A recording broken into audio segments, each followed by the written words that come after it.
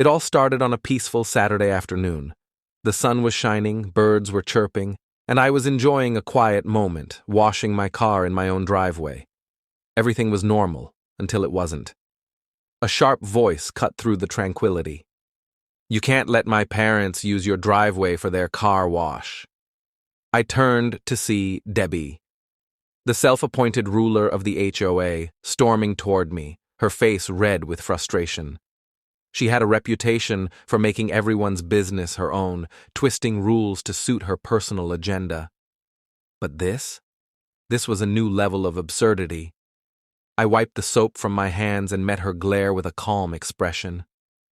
"Debbie, I'm washing my own car. No one else is using my driveway." But logic had never been her strong suit. She rattled off a stream of complaints, accusing me of disrupting the neighborhood. I could see a few neighbors watching from their porches, some curious, others clearly uncomfortable. I sighed, realizing that this wouldn't be a one-time argument. If I didn't push back now, Debbie would just keep escalating.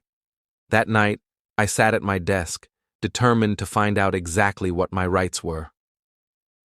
I pulled up HOA regulations, property maps and legal articles, reading until my eyes blurred. The truth was crystal clear. My driveway was mine, king to use as I pleased. There was absolutely nothing in the rules that gave Debbie or her parents the right to dictate what happened on my property. The next day, I decided to gather support.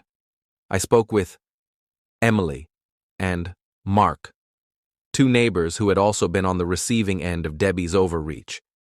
Emily had fought her own battle with the HOA when they tried to fine her for having the wrong shade of beige on her house. Mark had clashed with them over the height of his fence. Both were eager to see someone challenge Debbie's authority. As the conflict escalated, I started keeping detailed records, notes, screenshots of the rules, even recordings of my conversations with Debbie. If this turned into a formal dispute, I wanted to be ready. Then, something unexpected happened. A police car pulled up to my house one afternoon. My heart pounded. Had Debbie actually called the cops over a car wash? I stepped outside as an officer approached. "We got a complaint about an unauthorized use of private property," he said, glancing at my perfectly normal driveway. I took a deep breath, keeping my voice steady. "Officer, this is my property. I have documents proving that I'm not violating any HOA rules." He looked at my papers, sighed, and gave me a nod.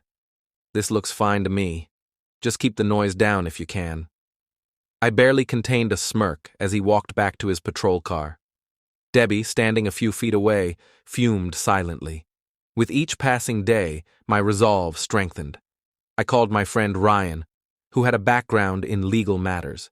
He encouraged me to take things a step further, bring the issue to the next HOA meeting, and, if necessary, go public.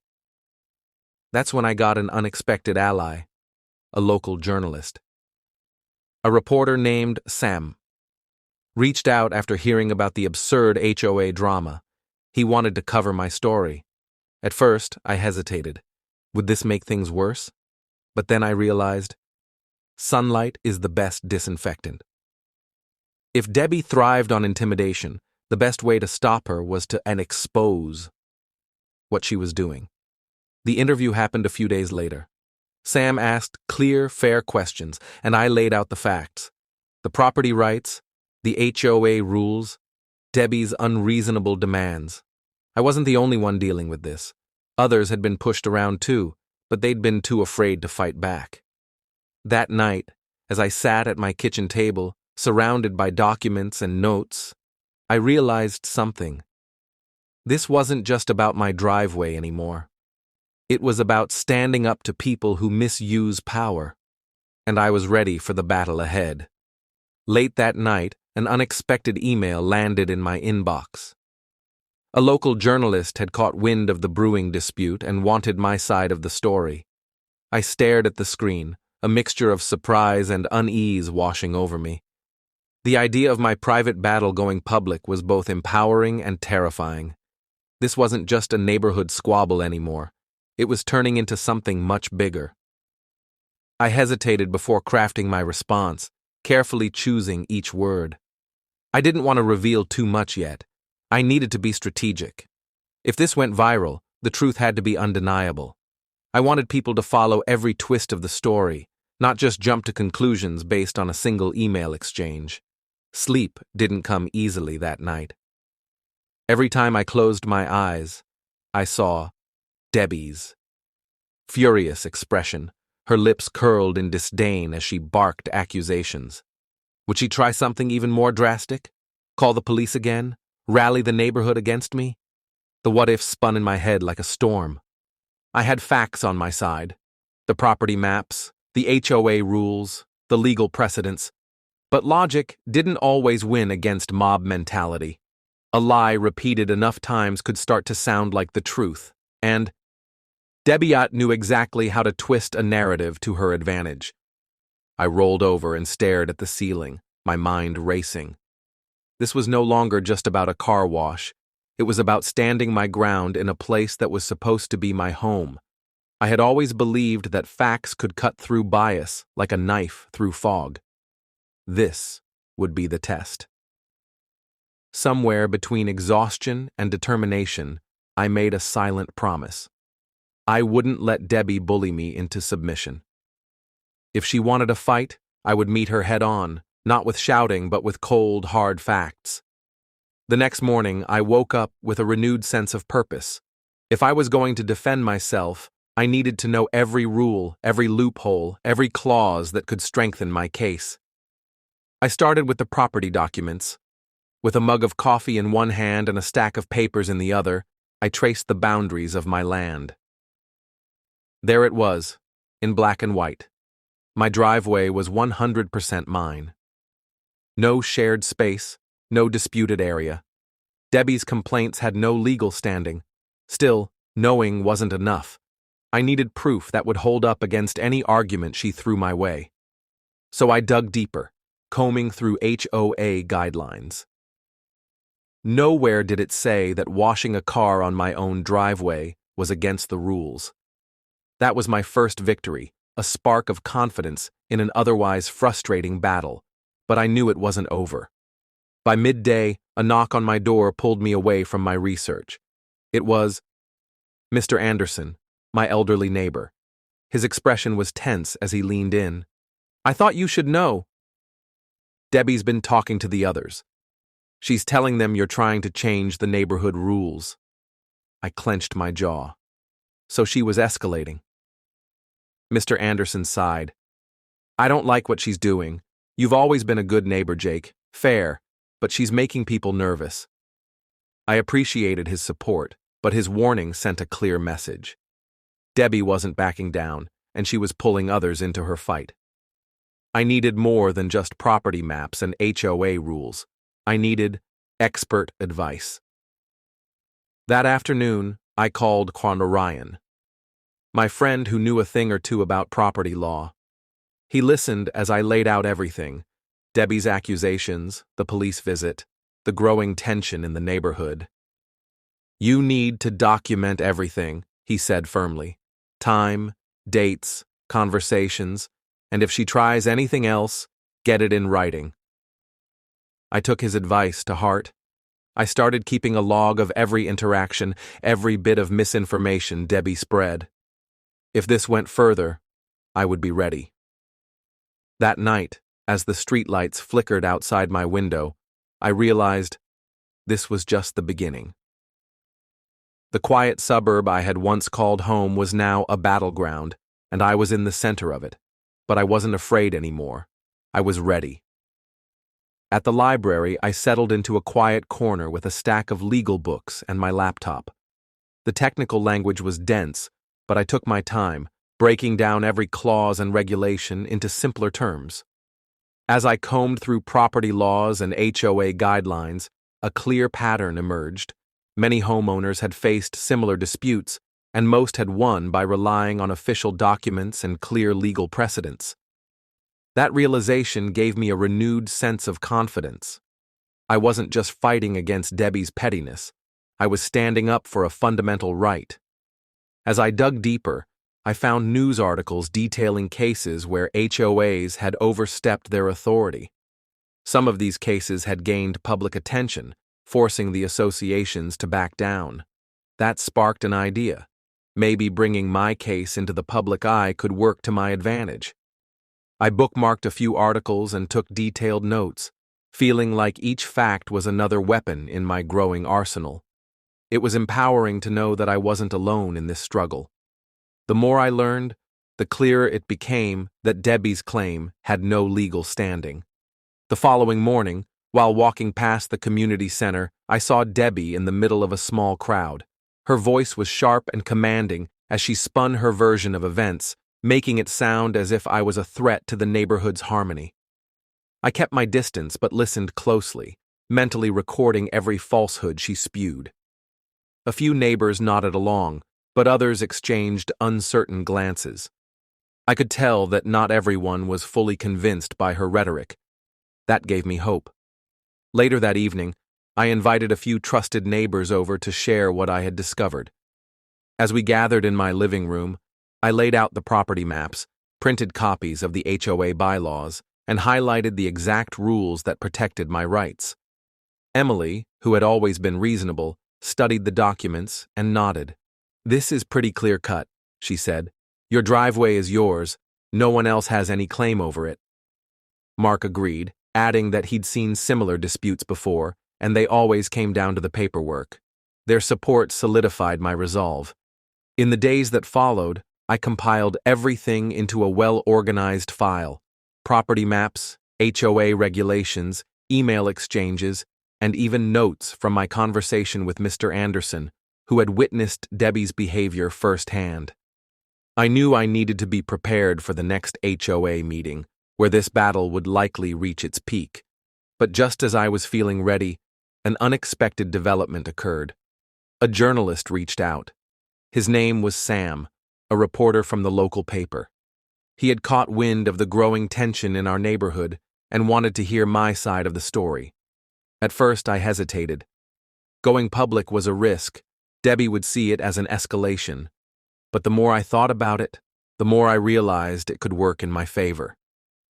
If the HOA knew that people were watching, they might think twice before siding with Debbie's baseless claims.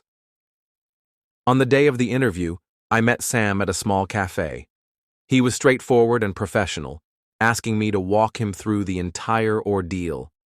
I stuck to the facts, how it all started, the legal documents supporting my case, and the impact Debbie's actions were having on the community.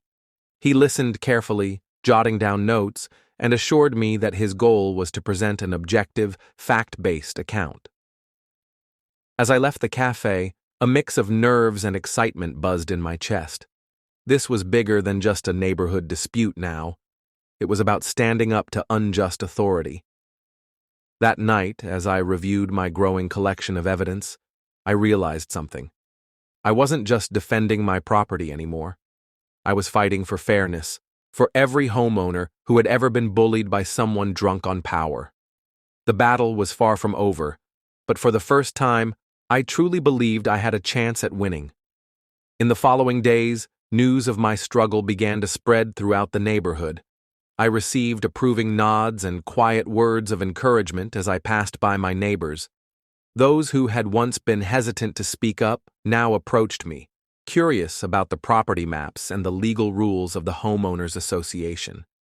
I patiently explained, avoiding complicated legal terms because I wanted everyone to understand that this wasn't just about me. It was about fairness for the entire community.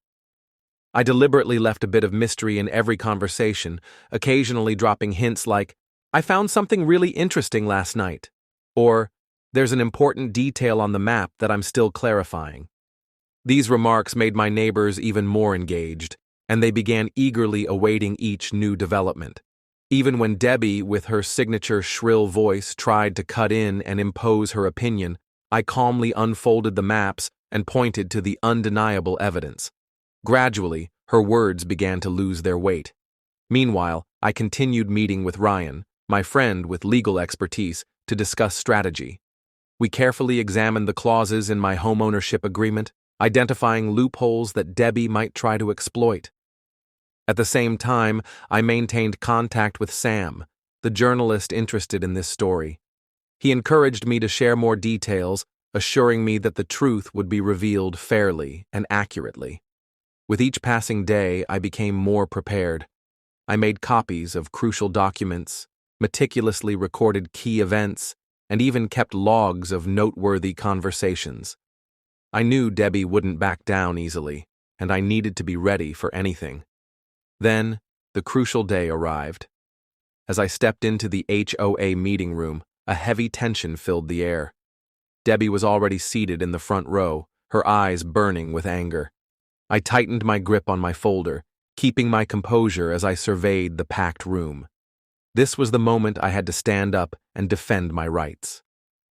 When it was my turn to speak, I stepped forward, unfolded my maps, and spoke firmly. According to these documents, that portion of land belongs to me, and there is no regulation allowing others to use it at will. I continued presenting the HOA rules, pointing out the specific clauses Debbie had ignored. A few people in the room exchanged glances, clearly surprised at the depth of my research. Debbie immediately cut in, her voice sharp. "But my family has lived here for years. We have rights." I didn't waver. Everyone's rights are based on common rules, not personal feelings or special privileges. Silence filled the room. Even those who had previously sided with Debbie began to hesitate. Finally, Mr. Anderson, one of the senior HOA members, spoke up. "I think Jake has clearly demonstrated his ownership. We cannot allow unreasonable demands to disrupt the community." Debbie's face turned pale, her fists clenched. "You're all betraying me. Respecting the rules is not betrayal," Mr. Anderson replied, his voice calm yet authoritative. I glanced around the room and felt the shift. This was no longer just a solo battle. I now had the support of my neighbors, the backing of the law, and most importantly, the power of truth. The fight wasn't over yet, but I knew I had already won the most important victory, making the community see what was right. A hush settled over the room, followed by murmurs rippling through the crowd. Neighbors exchanged glances, some nodding in quiet agreement, others whispering to one another. A few offered me tentative smiles, as if acknowledging what they had always suspected, but had been too hesitant to voice. The air, once thick with tension, now carried a new energy, one of clarity, of realization. Across the room, Debbie sat rigid, her face flushed with anger. Her lips pressed into a thin line, and her eyes burned with defiance. I knew she wouldn't accept this outcome easily. She had ruled over this neighborhood unchecked for too long to let it slip through her grasp without a fight. But for the first time, the tide was turning. Mr. Anderson cleared his throat, his steady voice breaking the silence. "I propose we officially recognize Jake's property rights as stated in the HOA guidelines." A brief pause, then a wave of hands shot up. Emily, Mark, and nearly everyone else in the room. The motion passed unanimously. Even those who had once hesitated, afraid of Debbie's influence, now saw the writing on the wall. As the meeting adjourned, a wave of relief washed over me. The battle wasn't entirely over, but this victory was significant. I gathered my documents, the weight of them in my hands, a reminder of the effort it had taken to get here. Outside the meeting hall, I spotted Sam, the journalist who had been following my case. He leaned against a pillar, grinning as he gave me a thumbs up. "That was impressive," he said. "You had them hanging on your every word." "It wasn't easy," I admitted, exhaling deeply. "But it was necessary." "People need to hear stories like this," Sam replied. "It's a reminder that even the most entrenched bullies can be challenged when you stand your ground with facts and persistence." The next morning, Sam's article hit the press. It was a sharp, well-documented piece, detailing not just my battle, but the broader implications for HOA disputes everywhere. He included statements from Mr. Anderson, excerpts from the HOA regulations, and side-by-side comparisons of the maps that exposed Debbie's claims as baseless. The article spread beyond our neighborhood, drawing attention from nearby communities where similar battles were being fought. The response was overwhelming. Emails poured in from homeowners who had faced similar struggles, sharing their own frustrations with HOA politics and neighborhood power plays. Some thanked me for standing up, saying it gave them the courage to do the same. Others reached out for advice, hoping to reclaim their own rights. Even a few of Debbie's former allies, emboldened by the shift in public sentiment, admitted they had been too afraid to speak out before. Debbie, of course, fought back. She accused the article of spreading falsehoods, insisted that she had been misrepresented, and even attempted to discredit Sam's reporting. But the facts spoke for themselves. The evidence was irrefutable, and every desperate attempt to rewrite the narrative only made her look more unreasonable. Slowly but surely, the neighborhood changed. People began to ask more questions, to challenge decisions that had once gone unopposed. The fear that had kept them silent for so long began to fade, replaced by a quiet but growing sense of empowerment. And my driveway, the seemingly trivial patch of asphalt that had sparked this entire ordeal, became something more. It was no longer just a piece of property. It was a symbol of resistance, of standing up to those who wield power unjustly. A reminder that even in the face of intimidation, a single voice, armed with truth and determination, could make all the difference. If there's one lesson to take from this, it's that justice isn't automatic. It's something you have to fight for. Know your rights, gather your evidence, and don't back down. Because when you stand your ground, you might just inspire others to do the same. Have you ever faced a similar situation? Share your thoughts below, and if you enjoyed this story, don't forget to subscribe for more real-life battles for justice and fairness.